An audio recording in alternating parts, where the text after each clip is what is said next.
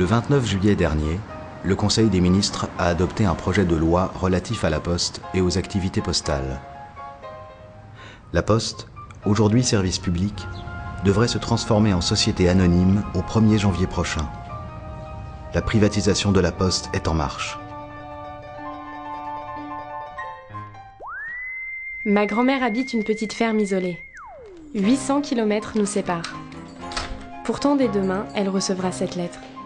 C'est ça que j'attends de la Poste, être un vrai service public.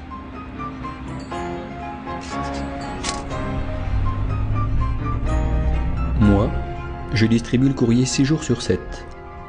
Des gens ne verront personne d'autre dans la semaine. Le courrier doit être distribué partout sur le territoire, au même tarif, quelle que soit la distance. C'est ça le service public de la Poste. Et je suis prêt à me battre pour ça.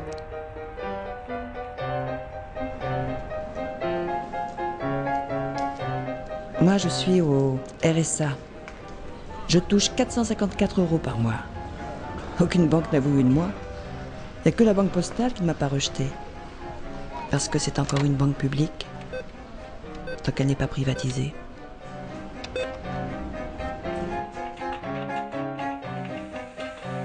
On a créé notre entreprise d'import-export il y a 3 ans.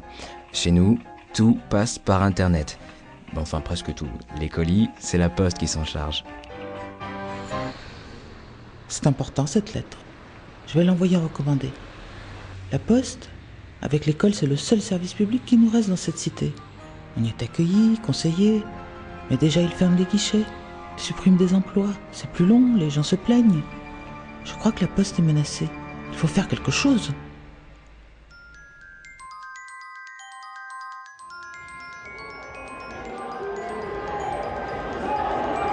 Écoutez, je crois que le mot d'ordre est clair, c'est non à la privatisation de la Poste. La Poste est un enjeu de service public, c'est un enjeu d'égalité pour tous les citoyens. Donc à la fois, les agents de la Poste sont contre cette privatisation, mais aussi l'opinion publique. Et d'ailleurs, c'est pour ça que nous disons que si le gouvernement veut aller à ce débat, eh bien qu'il mène un débat public et qu'il organise un référendum. Il n'y a aucune raison d'accepter cette privatisation de la Poste, parce que c'est bien d'une privatisation dont il s'agit, contrairement d'ailleurs à ce que nous dit le gouvernement. Le film, on le connaît par cœur, c'est exactement le même que celui de France Télécom. On nous avait dit que l'État resterait majoritaire dans le capital de France Télécom. C'est évidemment totalement faux aujourd'hui. L'État est à moins de 25% du capital de France Télécom. Et cette privatisation de la Poste, si elle se fait, elle aura des conséquences extrêmement négatives pour les postiers, bien sûr, mais surtout pour les usagers. Moins de bureaux ouverts, moins de services rendus aux usagers, moins de banques postales pour les plus démunis.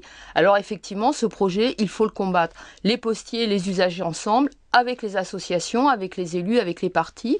Partout dans le pays se constituent des collectifs et je crois qu'ensemble, nous pouvons construire un rapport de force et obliger le gouvernement à retirer son projet de privatisation.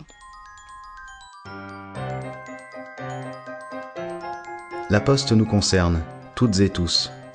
Pour ou contre le projet du gouvernement. C'est à nous, nous tous d'en décider. Parce que nous sommes des usagers et non des clients. Des citoyens et non des moutons. Le samedi 3 octobre, participez à la consultation nationale organisée partout en France par plus de 50 organisations, syndicats, partis, associations, devant les mairies et les bureaux de poste. Pour que la Poste ne soit pas au service d'intérêts privés. Pour qu'elle soit, plus que jamais, au service de tous.